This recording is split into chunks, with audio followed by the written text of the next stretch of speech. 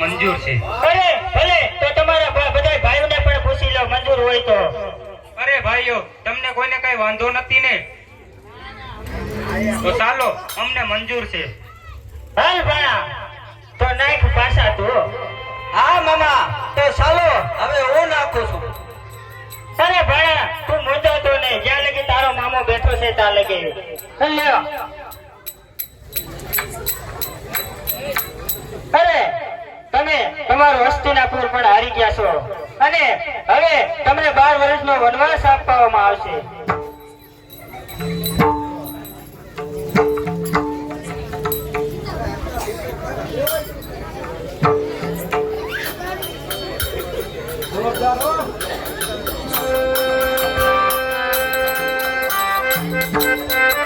હાલો આપણે આ બાજુથી ભાઈઓ બહેનો માંથી માતાજીના દેવળની માલિકા 51 રૂપિયાની જાય બોલાવે છે.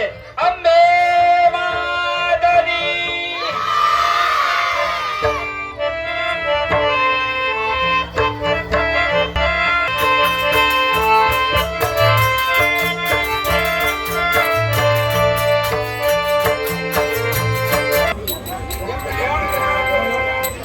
હાલો, કોણ કે હું દ્વારકાધીશ થી બળદેવ? અરે અત્યારે મારી દીકરી ઉંમર લાયક થઈ ગઈ છે, તેનું સગપણ મેં મારી બેન સુભદ્રાના દીકરા અભિમન્યુ સાથે કર્યું હતું. તો અત્યારે પાંડવો વન ભટકી રહ્યા છે, તો અત્યારે આ સગપણ ભોગ કરીએ અને 42 દેશના રાજા છત્રપતિ દુર્યોધનના દીકરા સાથે કરું છું, લક્ષ્મણ. તો ચાલ અત્યારે હું કૃષ્ણને બોલાવું.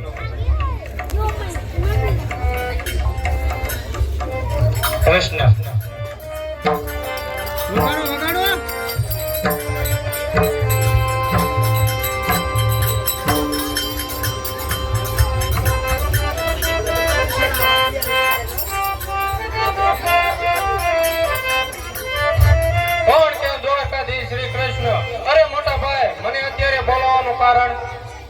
બોલાવવાનું તો એટલું કારણ છે, મેં મારી દીકરીનું સગપણ આપણી દીકરીનું સગપણ આપણી બેન સુભદ્રાના દીકરા સાથે કર્યું હતું, અભિમન્યુ સાથે.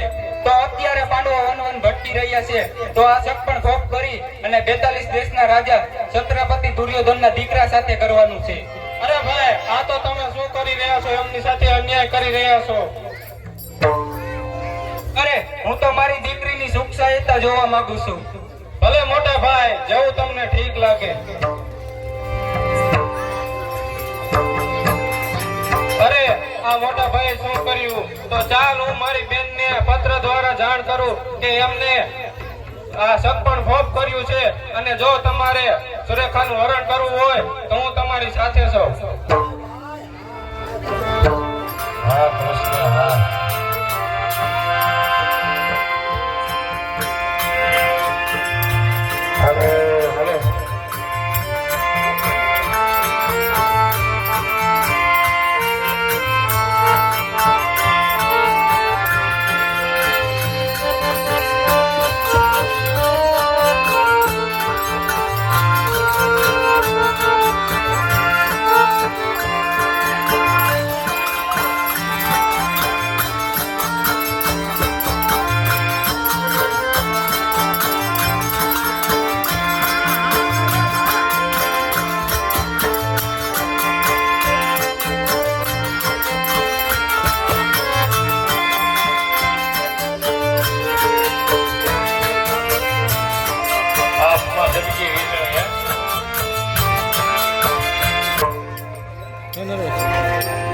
નરેશ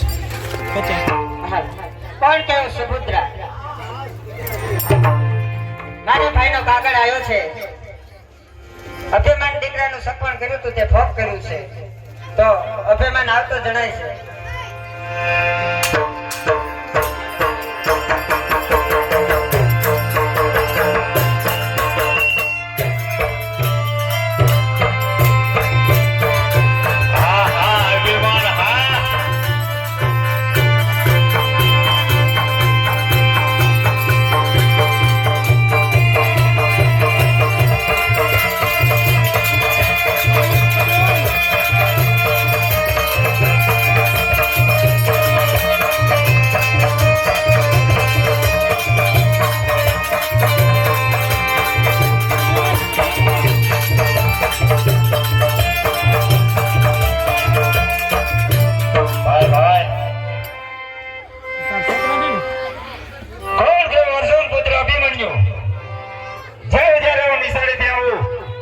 ક્યારેય મારી માતા આસ્થા મૂક્યા હોય છે તો આજ કેમ નિરાશ છે?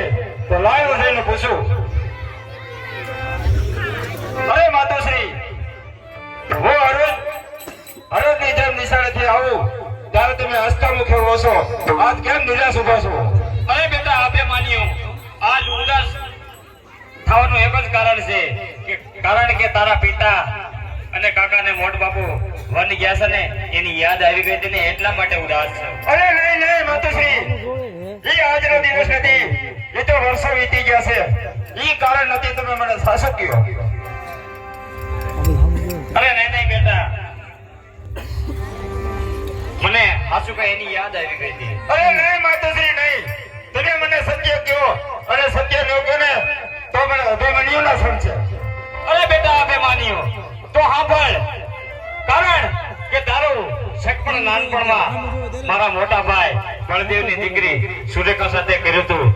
આજે તારા પિતાજી અને મોટા પપ્પા અને કાકા વનમાં ગયા છે ને એટલા માટે મારા મોટા ભાઈએ એ હકપણ ફોફ કરી અને 42 દેશનો રાજા છત્રપતિ દુર્યોધન એમના દીકરા લક્ષ્મણ હારે કર્યું છે. અને ઈ વાત સાંભળી અને મને ઈ વાતનું દુઃખ છે બેટા. અરે માતુશ્રી, એવી શું દુઃખ એમાં શું દુઃખ હોય? એવી તો 70 સુરેખાઓ હાજર કરી છે તમારી સામે. અરે તું અર્જુન પુત્ર અભિમાન્યુ છો કે કાયલનો છોકરો છો કે ના? અરે બેટા સાંભળ કે નામ રહંતા ઠગરા નાણા નહીં રહંત કા કીર્તિ અને કા ખોટડા આ તો કાયમની માટે રહંત કારણ કે આ ઇતિહાસના પાનાની માલિકા છપાવવાનું છે. અરે તું કાયલ જેવી શું વાત કરેસ? અરે માતુશ્રી તો સાંભળો, તમે એમ કહેતા હોય ને તો જો આ સુરેખાનું હરણ ન કરો ને તો મને બધા મધ્યનું પાપ છે.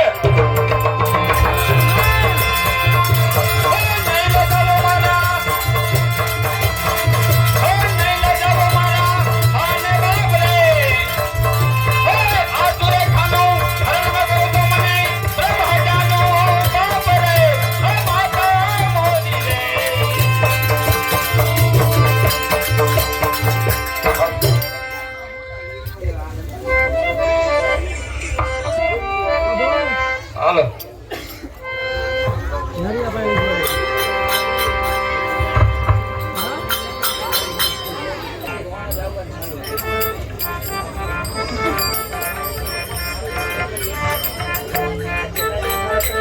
અરે આ અભિમન્યુ હટે ભરાણો છે તો ચાલ આ જંગલે હું એક બે ભૂલભુલૈયા રસ્તા બનાવું જે 7.5 દિવસનો છે અને બીજો 3.5 દિવસનો છે.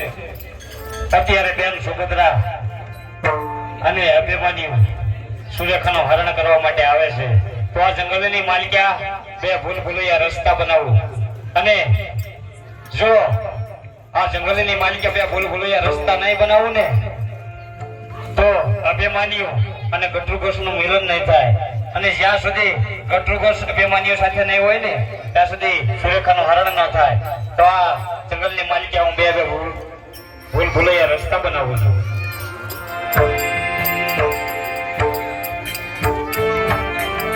હાલો હાલો અભિમાન.